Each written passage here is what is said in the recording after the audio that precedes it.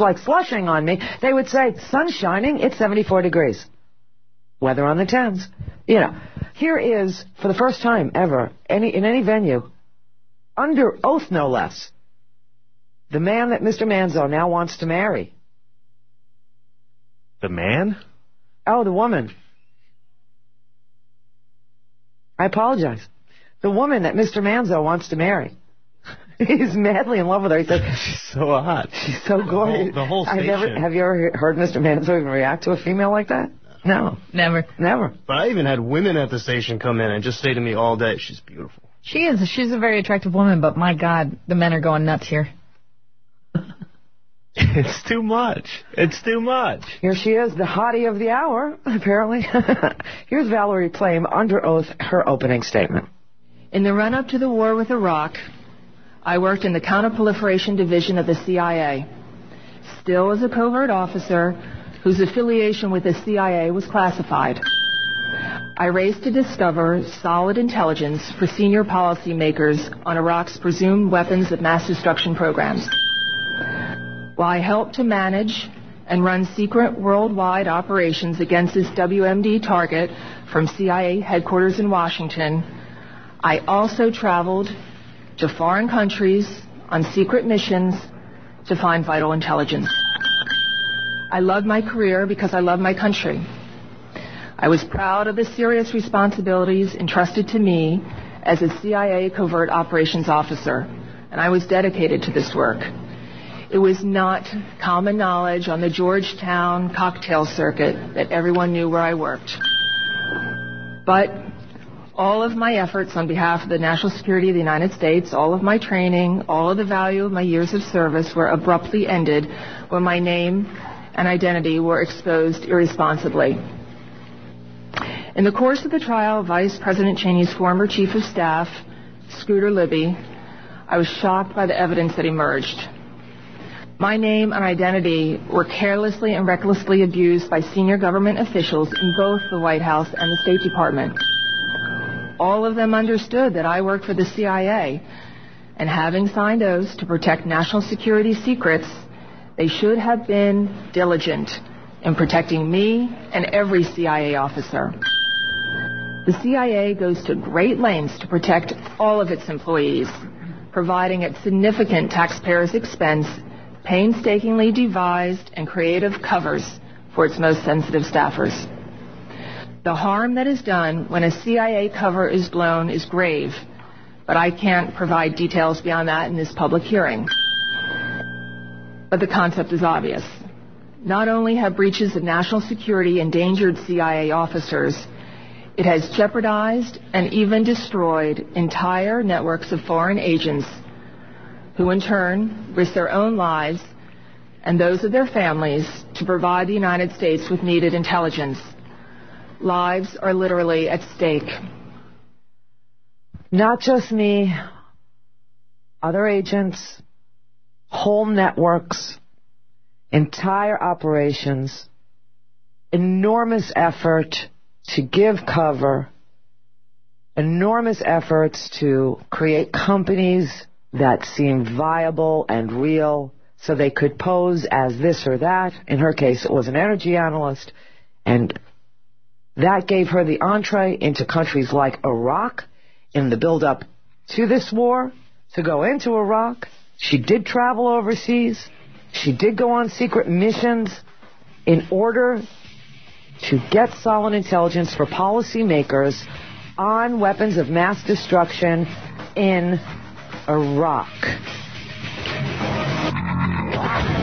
The Randi Rhodes Show. Radio only smarter. This is Air America Radio.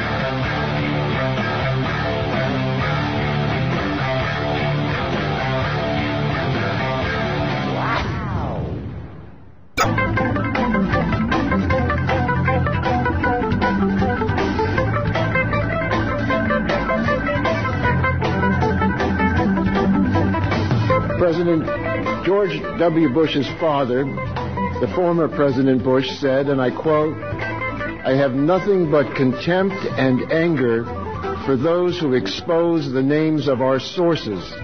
They are, in my view, the most insidious of traitors, end quote. I think everybody remembers that. I know I do. Apparently Congress does. Just to get this absolutely clear, to get Valerie Plame under oath for you to hear just these very well thought about questions that could be asked in open session. These were 3 questions in rapid succession posed by Congressman Elijah Cummings to Valerie Plame so that we could finally understand a few things about her life. Had she indeed been a covert operator? Had she been overseas in the last 5 years? Important if you're going to decide that she was a covert agent. And were the overseas trips in the past 5 years to conduct secret operations? Okay, here's Elijah Cummings and Valerie Plame under oath. Just 3 more questions. Do you hold this covert status at the time of the leak? Did you? The covert status at the time of the leak? Congressman, yes. Number 2, the Identities Protection Act refers to travel outside the United States within the last 5 years.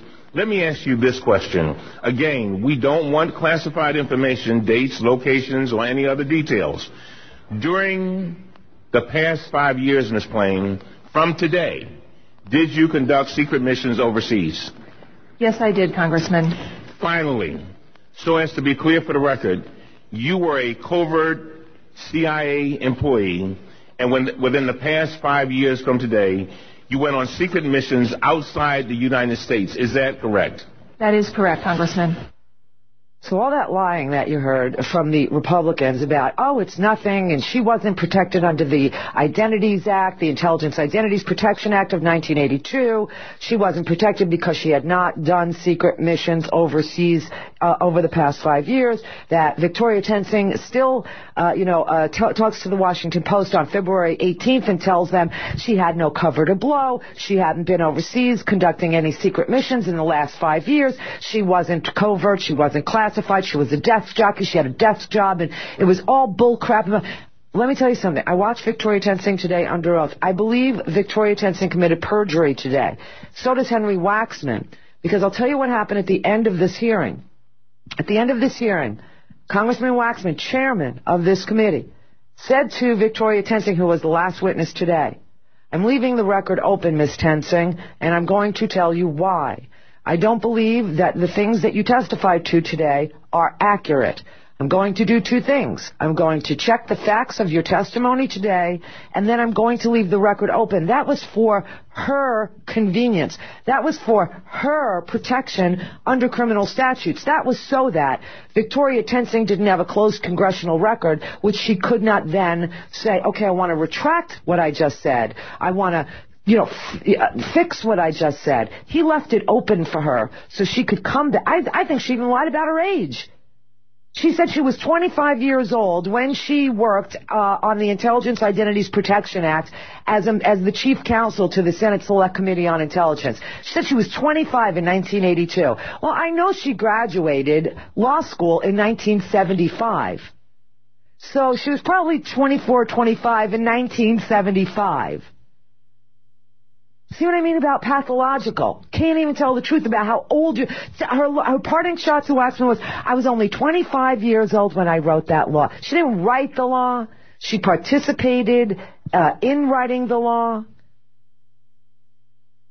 She was one of the people that helped draft it. It's not like she sat there with her quill, with her oil lamp, and her reading glasses by her fireplace, with the hearth aglow, with the kettle cooking the venison down to make a broth. No. She was 25 years old when she graduated law school, 24 or 25, and that was 1975. How could she have been 25 again in 1982? All right, let's move on to some more testimony, because you've got to hear this. This is unbelievable. What do you want to play? I don't read lips. Cut 13, just Cummings reiterating that the CIA confirmed all these things. Okay. On Wednesday night, I know that Mr. Waxman, our chair, and Congressman Reyes, the chairman of the House Intelligence Committee, spoke personally with General Hayden, the head of the CIA. And Chairman Waxman told me that General Hayden said clearly and directly, quote, Ms. Wilson was Covert.